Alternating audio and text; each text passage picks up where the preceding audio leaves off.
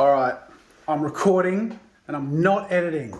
No matter what you say or how you feel about how I feel about it, doesn't matter. This video is gonna end up whatever it is. I just did a lap around the table just to add a bit of sense of movement, because that is the scale of production value that you can expect here from now on.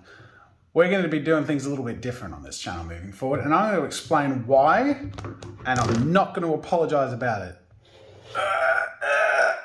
See all this? All these bits and pieces? It's all staying in. And you're going to like it. Okay. Let me provide some context. We're going to have a presentation. I'm going to make a presentation for you. You ready? So, this is the vlog channel, Hi Vlog. Now, obviously, most of you have come from and know me from my main channel, Jazza. My handwriting's crap and you're gonna have to deal with it. The Jazza channel produces 2 videos a week. Yay! Then we have subsidiary channels. We have Tabletop Time. Tabletop Time also produces 2 videos a week. Then we have a new channel I started called Insert Art. Insert Art, you get where I'm going with this, produces 2 videos a week. But wait, there's more. This channel is the vlog channel. I'm just gonna put in, it's a V. It's like V, like the music video channel from the early 2000s. V for vlog. This does not a lot right now. We'll come back to that. That's still not all, because Tabletop Time has a subsidiary. Because we have Tabletop Time Roleplay, which produces 1 video a week, which makes for a total of 1, 2, 3, 4, 5, 6, 7. This is 7 total videos a week. I am Jazza, and I am the producer of all these other channels. So all the sponsors and the pipeline management and making sure all the staff get paid and making sure everyone's happy. It's a pretty big job. It's pretty exhausting, but I love it because I get to enable creative people and build towards a very creative future. So this, as you can imagine, keeps me very, very busy. And that's not the vlog channel, because this channel's been really unreliable. And I haven't been doing a certain amount of videos per week. And I haven't felt like I should, because the pipeline, the editors, we have like 5 editors now, are flat out with all of this. So the vlog channel, even though we've grown to handle more, I threw another big bloody production value channel in there with 4 artists. So that's the priority over the vlog channel, because that's the channel that helps also pay people's bills. This vlog channel, frankly, has never been a profit-making exercise. I don't plan for it to be, and it's never made profit. It doesn't, even though it runs ads, we've never really had a sponsor. I think I did a Huey on like interview video once. That's it. Like in the 5, 6, 7 years of having this vlog channel, it's not really been about being a business. It's been about connecting with you and telling stories and opening the curtain.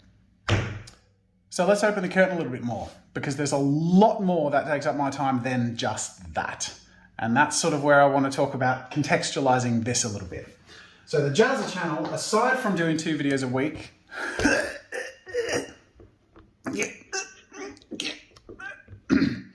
as you know, produces products. We recently released the Pro Sketch Pack, which is still available for 2 more weeks. Go check it out. Link in the description. It's very, very exciting, and it's a limited edition. And it's $99, but over $200 worth of surprise. Great discount. So, aside from producing products, so there's that one that has been produced. There is the bag, which a lot of you know I've been getting feedback on. That is coming towards the final prototype, which will be kickstarting this year. And then we also have a late, I'll call it an Xmas project, So these alone are meetings and, you know, development and product testing and figuring out how it's going to work with minimum order quantities and what the manufacturing pipeline looks like and how it's going to get from an idea into a real product into your hands and how we can price that to make sure everyone gets something they love and it's something we're proud of. And, you know, there's a lot to cover there. Then, on top of all of that, I'm a crazy person. I have owned this now because all of that is not enough. I'm also aware there are 3 pillars of something succeeding. There is ad revenue, well, in terms of a YouTube channel succeeding. There's ad revenue, which is a pillar you sort of get by default once you're a certain size. There's sponsors, which is a pillar that takes maintenance and work, but is also significantly more supportive and, you know, generally a huge part of the structure. Now, the third is products. So the other thing I'm working on is products for tabletop time, which we don't really have a lot of, and it needs that third pillar to really thrive into the future. So I'm going to just put it as PD in brackets here, product dev for tabletop time, which we have happening nice and smoothly for the Jazza channel. And of course, this will eventually pick up for insert art. And I am the lead in charge of product dev. And that is how we can make all of this work well and smoothly. On top of that, one of the products being developed for tabletop time is a very big and long-term project. I'm going to put this one in bold because aside from creating short-term products like limited releases for the Jazza channel, my next major vision for the next like 5-10 years is developing intellectual property and characters in a world that are incredible and make even cooler things and are long-lasting. And one of the ways we're going to be doing that is crossing it over with tabletop time because there's a game dev facet there that I really want to cross over, but there's some pretty major projects that are going to influence both of these where we can sort of start that ball rolling. The main point I'm going into with all of that is that we're developing a role play system, which entails testing and rolling and trying to do something new when there's a lot of things out there that people already use and love. So why would they use what we make? So we have to make something really compelling, which takes a lot of thought and a lot of testing, a lot of spare time. And as you can imagine, I don't have much spare time. On top of all that, I'm learning to code. So as at this point, as you might imagine, I don't have any spare time. I get up at 7 in the morning every morning to work on email and production stuff. To do, like, that's the only time of the day I can properly set aside time to do emails. And then because I have zero free time after all that, and where I thrive is new things, and one of my new things right now is learning to code. Every week, once a week, I get up at 5 in the morning, I have a cold bath, and I get to work. And my current project is learning C# because I'm a glutton for punishment. I said I wouldn't edit. I lied because I can't help myself because I'm forgetful and I missed something that is fairly crucial in terms of something that has taken up a lot of time and may take up a lot of future time.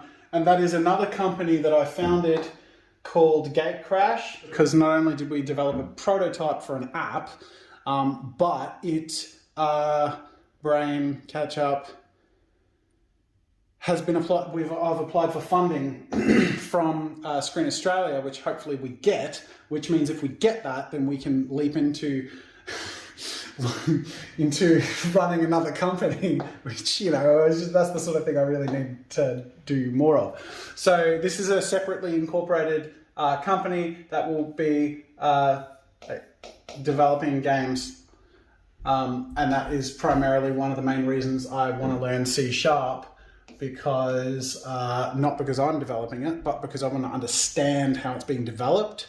And also it'd be useful to have skills like coding. Like I've lent on coders a lot in my life to make little tools. So I'd love to be able to make little tools myself rather than ask other people to make little tools. Teach a man to fish on a bloody and eat it and get him to fish and he'll have fish. Something like that. Why have I gone into all of that? Because this channel is looking like a big old nothing and has for a while. And this is the channel, let's be honest with ourselves, that has gone through many, many transformations. And they all don't stick really, but I think the reality is this channel is a transformation because it's about the journey.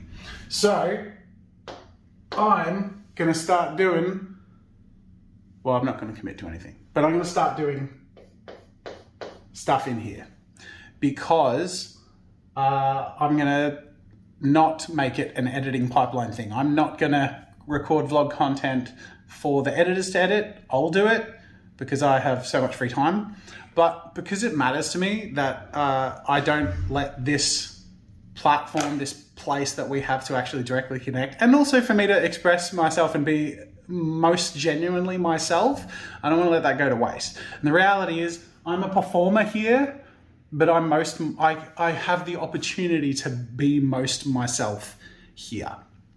And the way I should allow myself to do that is to not use the same system we have for all this other stuff, because it doesn't need it. And it didn't need it when I started. When I started this channel, it was all 100% on my phone. It was very minimal edits, and it's just been this slow creeping process of adding, getting editors to help and filming more, and big events have happened. So of course I make a big production of them with the vlog channel. And then eventually, ripple, you find yourself in the place where you feel like we need to document things or make stories out of things, and it doesn't feel justified unless it's a production. And I don't think that's the point. I think it's sort of lost sight of it. And I think even naming the channel Jazza Studios, it was a good, it had good merit to it.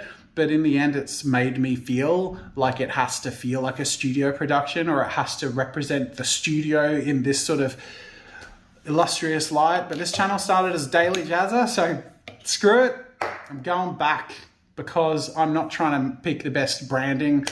I want this place to be a place where I can authentically be myself and also authentically connect with you guys. And I sort of feel guilty sometimes when like more than half of the vlogs we put out there are the development of products that we make, and it's a way for me to sort of help advertise them, which is really helpful, but also it makes me feel like, does that feel like I'm really utilizing a genuine connection and platform that I have with you?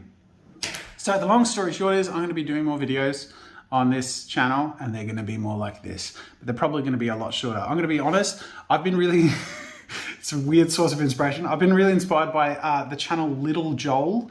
I am a fan of Big Joel, and he has a second channel that he started called Little Joel, where he does daily uploads. The Big Joel videos are longer video essays and really thoughtful and interesting. Little Joel is like